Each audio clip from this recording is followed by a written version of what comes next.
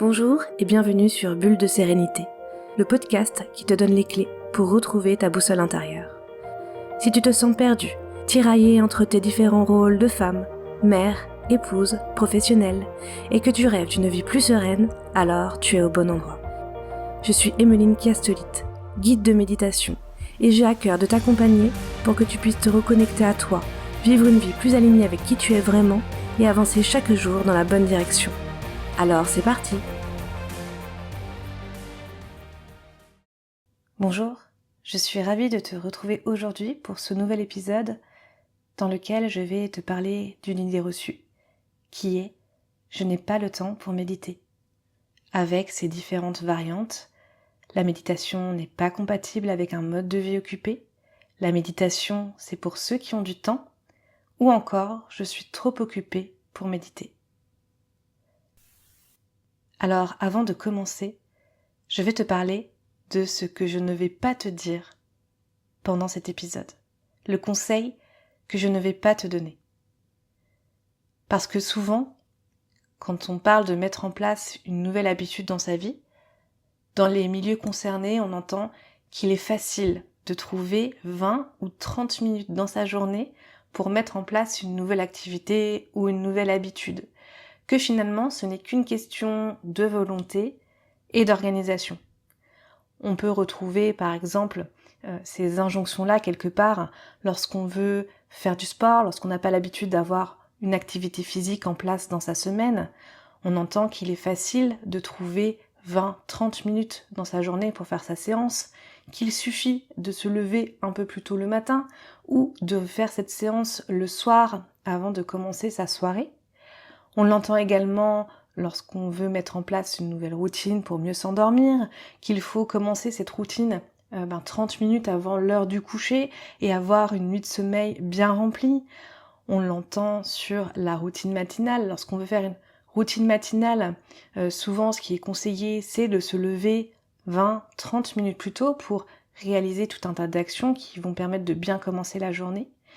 On l'entend également sur les recommandations de marcher 30 minutes par jour ou encore sur l'activité de la lecture qui va avoir beaucoup de bénéfices dans sa vie mais qui également va pouvoir prendre du temps. Alors, comme on peut le voir, toutes ces activités sont en soi bonnes, toutes ces habitudes sont en soi bonnes et vont nous permettre d'avoir une meilleure vie avec différents impacts en fonction des différents domaines. Mais ce conseil de te dire que c'est facile de trouver 20 ou 30 minutes par jour pour méditer, je ne vais pas te le donner, car les journées ne font que 24 heures et on ne peut pas tout faire. On peut évidemment prioriser ce qu'on veut faire, définir quelles sont les activités qui nous tiennent particulièrement à cœur et finalement faire en sorte que ce soit ces activités qui vont s'ancrer dans notre quotidien. Mais aujourd'hui, ce que je ne vais pas te dire, c'est justement de prendre 20 ou 30 minutes par jour pour faire de la méditation et je ne vais pas te présenter tous les bénéfices que ça peut avoir. Ce que je veux partager avec toi aujourd'hui, c'est qu'il est possible de méditer de façon courte, de l'intégrer dans son quotidien, pas en trouvant ce créneau totalement dédié à la méditation, mais de l'intégrer autrement dans son quotidien. Et je vais également voir avec toi ce qu'est la méditation et finalement que tu peux non seulement intégrer, en tout cas pas seulement intégrer cette activité de méditation dans ta vie, mais que tu peux également intégrer la philosophie de la méditation de façon plus globale. Donc le premier point que je voulais te partager, c'est qu'il n'est pas nécessaire de méditer 30 minutes par jour pour voir les bénéfices de la méditation. 10, voire même 5 minutes peuvent suffire et tu peux déjà voir les bénéfices qui vont y être associés. La méditation, c'est moins une question de durée que de régularité. Il est préférable vraiment de méditer 5 minutes tous les jours que 1 heure tous les mois.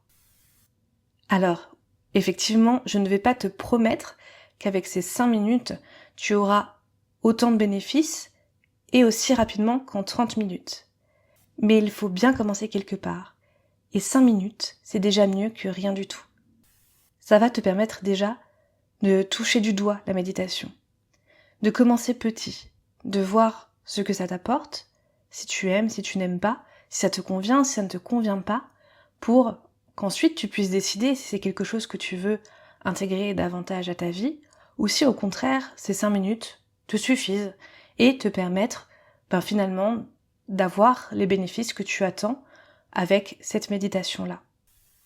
Ce commencement, ces 5 petites minutes, peuvent te conduire à des changements durables et significatifs dans ta vie.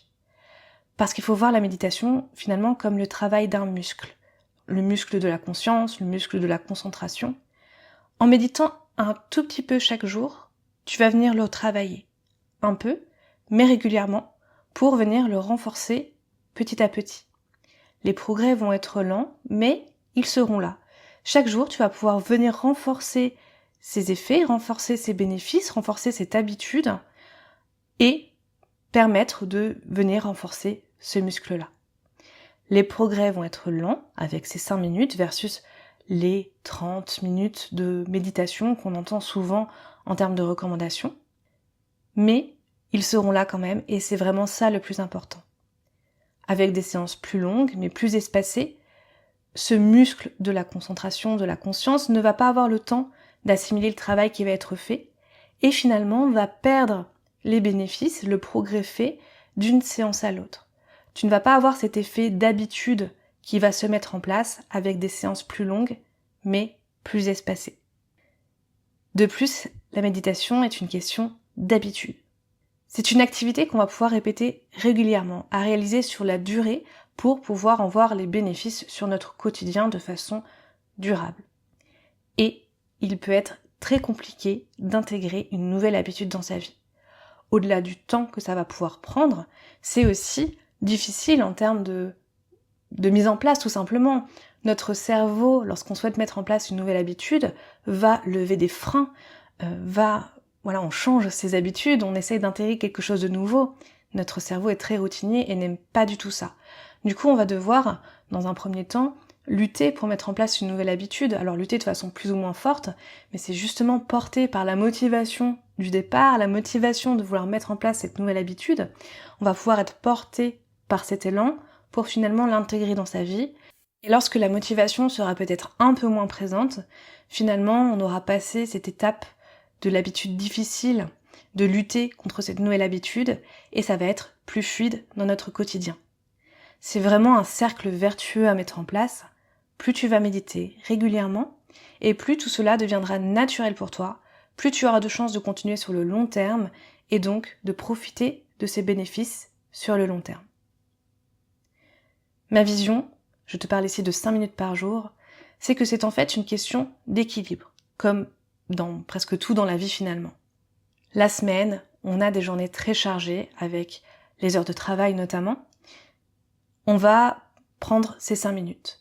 En revanche, le week-end, si on a plus le temps, on va peut-être pouvoir mettre en place des méditations un peu plus longues. Trouver justement ces 20 minutes qu'il est difficile de trouver en semaine, peut-être plutôt le week-end, pour garder cette avancée, garder cette habitude en semaine et peut-être le week-end essayer d'autres choses, permettre d'aller un tout petit peu plus loin dans la méditation.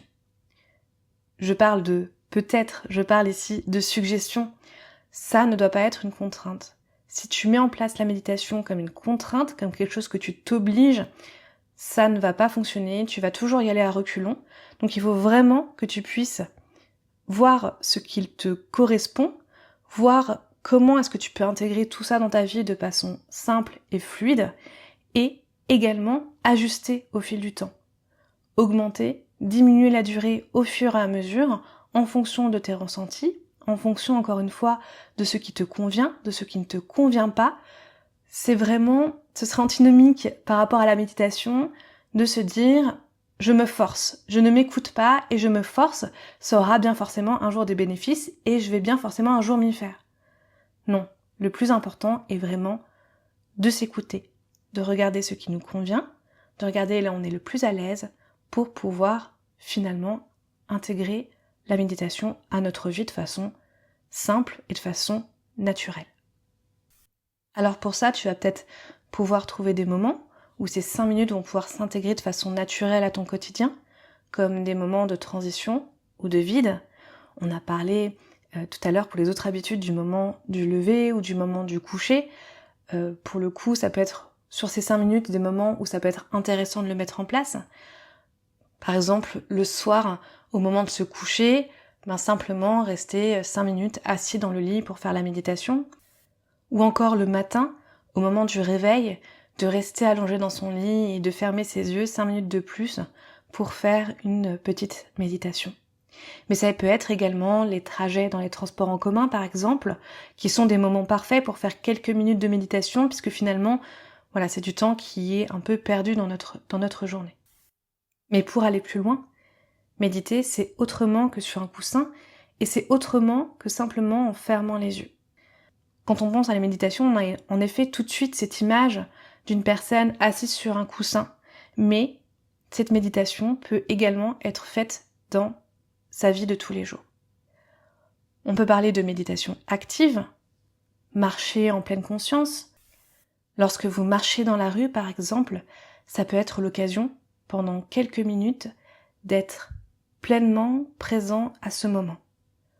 Regardez l'environnement qui vous entoure, peut-être observer s'il y a des choses un peu inhabituelles, des choses qui peuvent être surprenantes ou des choses qui peuvent être belles et vous apporter un peu de joie dans votre quotidien.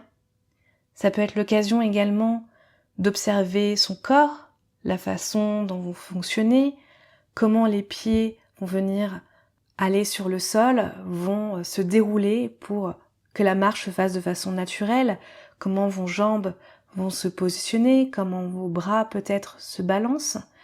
Ça peut être l'occasion de prendre en compte également votre respiration et d'être curieux finalement sur tout ce qui se passe dans votre corps. Prendre quelques minutes, alors pas forcément prendre toute la marche, mais prendre quelques minutes dans un trajet quotidien pour vous poser et être curieux sur vous et le monde qui vous entoure. Ça peut être également lors d'activités quotidiennes, comme prendre sa douche, comme manger. Encore une fois, l'idée c'est que pendant quelques minutes, donc à ne pas le faire forcément sur toute la douche ou à ne pas le faire sur tout le repas, mais simplement pendant quelques minutes, vous placez en posture d'observateur et être plein de curiosité sur ce qui se passe, en vous notamment, autour de vous. Quels sont les différents mouvements? Comment est-ce que vous prenez votre fourchette pour l'amener à votre bouche? Quelle est la couleur? Quelle est l'odeur des aliments que vous avez devant vous? Quel est le goût, la texture lorsque vous l'avez dans la bouche? Qu'est-ce que tout ça provoque en vous? Pour la douche, c'est la même chose. Quels sont les gestes que vous faites? Quelle est l'odeur du gel douche que vous utilisez? Ressentir la température de l'eau? Si d'ailleurs vous voulez en savoir plus sur comment intégrer la méditation quelque part à votre routine de soins, je vous renvoie à l'épisode précédent qui évoque justement ce sujet. Donc on a vu ensemble comment la méditation en tant que telle pouvait s'intégrer à votre quotidien. Mais pour aller plus loin, la méditation c'est un peu plus que ça.